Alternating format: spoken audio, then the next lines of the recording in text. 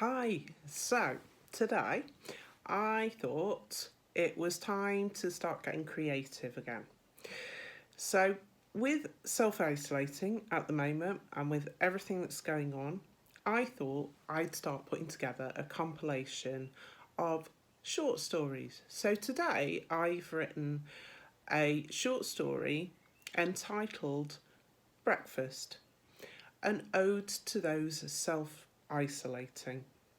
Now, this is kind of dedicated to everybody out there who is self isolating at the moment.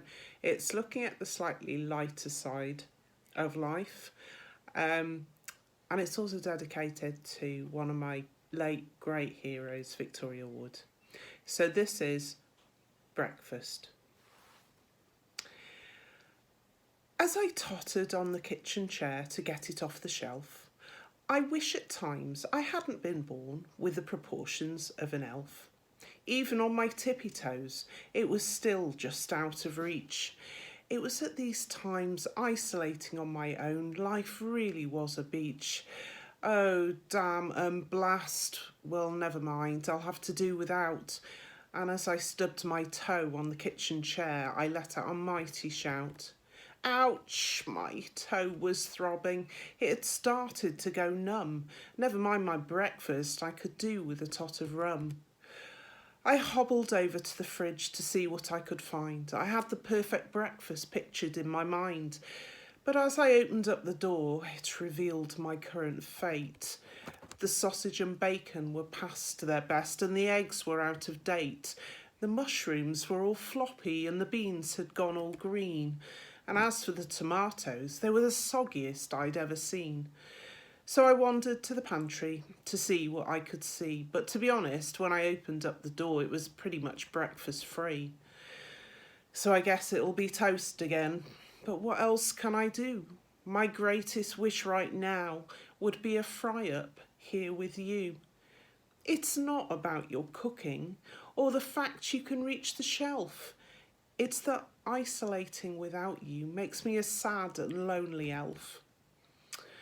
I sat in the chair and pondered about the happier times we'd had, and then a news report came on, and I felt a little sad.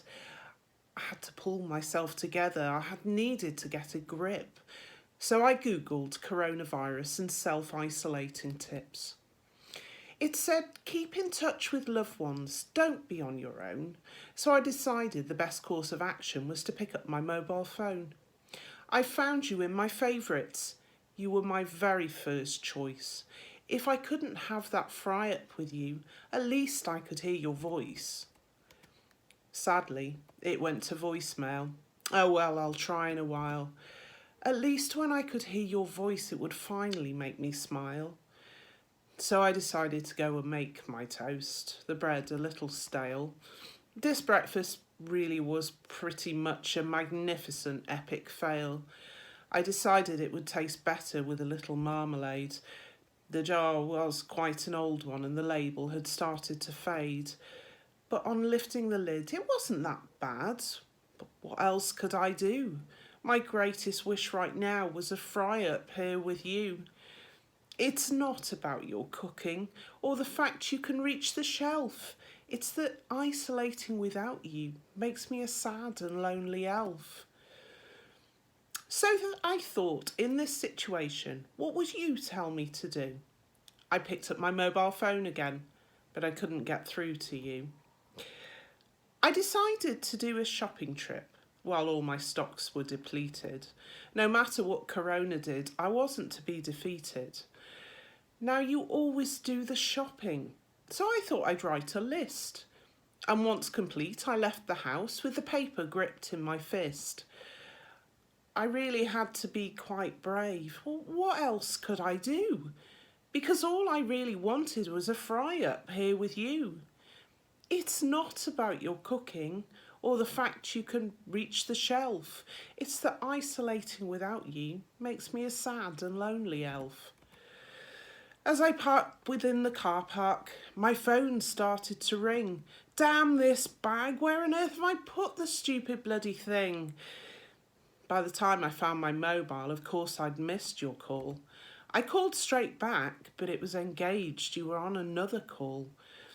So I went and got the shopping. I had a great idea. Even if I wasn't with you, I thought of a way we could be near. I went back home excited, with the thought of that in my head. I thought I'd try and ring again, but this time your phone was dead. So I set about the cooking, put the sausages in the pan. I then added the bacon and off upstairs I ran. I printed off a picture that clearly showed your face. I stuck the picture to the chair and set a second place.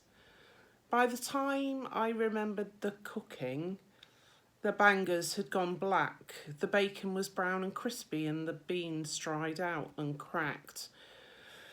I set to work on 2 fried eggs. I remembered what you'd said. Make sure the oil isn't too hot, as I buttered 2 slices of bread. The underneath'll be crispy, and it'll be snotty on the top. I did my best to follow, and they slid out with a plop. I looked at our sorry breakfast, but what else could I do? Because all I really wanted was a fry-up here with you. It's not about your cooking or the fact you can reach the shelf. It's that isolating without you makes me a sad and lonely elf. I knew you'd be upset about the mess I'd managed to make.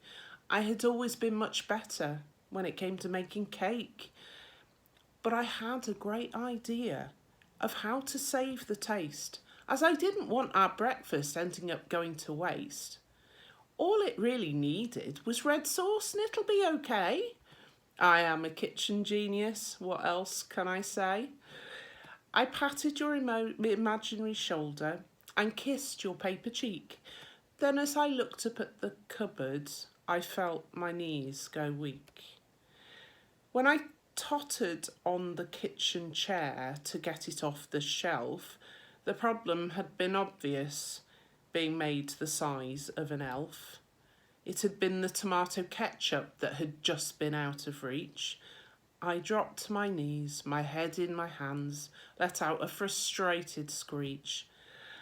I sat and crunched through sausage after blindfolding your face. I broke my tooth on bacon, the taste of eggs I couldn't place. The beans were made of concrete and really not safe to eat. Had I tried to do so, it wouldn't have been COVID took me off my feet. That night, I called your number before I went to sleep. I finally got through to you. Your voice, it made me weep. I decided not to tell you about my breakfast fail, that I thought I'd better leave as an untold sorry tale. Darling, I miss you, he said, but what else can I do? My greatest wish would be to make a fry-up there for you. But in these times of danger, with so many lives at stake, we need to social distance, and a difference we can make. In the meantime, just be careful. Defrost the freezer meals I cooked. Ah, bloody hell, I never thought. It's the one place I never looked.